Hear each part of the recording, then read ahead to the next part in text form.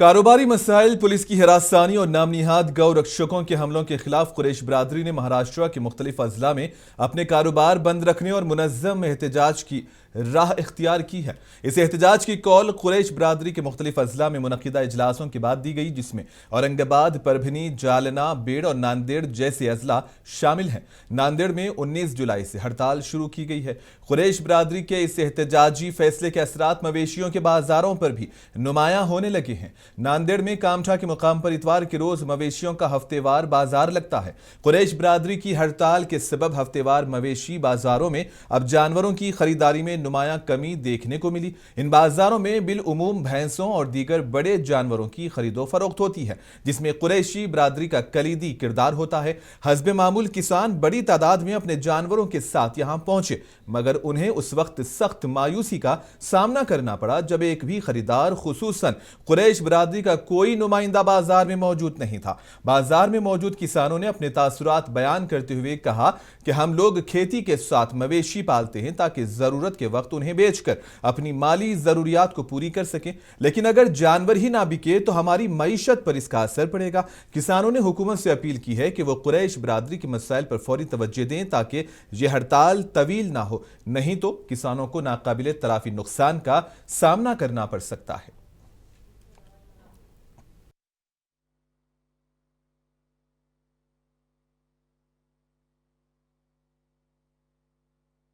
इथं सगळा शेतकरी वर्गाचे व्यवसाय आहे. आता हे खाली झालेल्या म्हशी हे व्यापारी लोक घेत नाहीत. आम्ही इथं खाली झालेल्या म्हशी आणलेल्या आहोत. दुधाच्या म्हशी विकायसाठी आणलो. खाली झालेल्या म्हशी कोणी घेत नसल्यामुळे दुधाच्या म्हशीवर खूप मोठा परिणाम झाला आमच्या इकडं.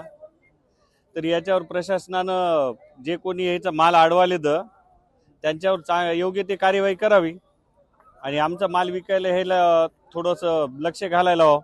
माल घेण्यासाठी याचा फार मोठा परिणाम होईल ना.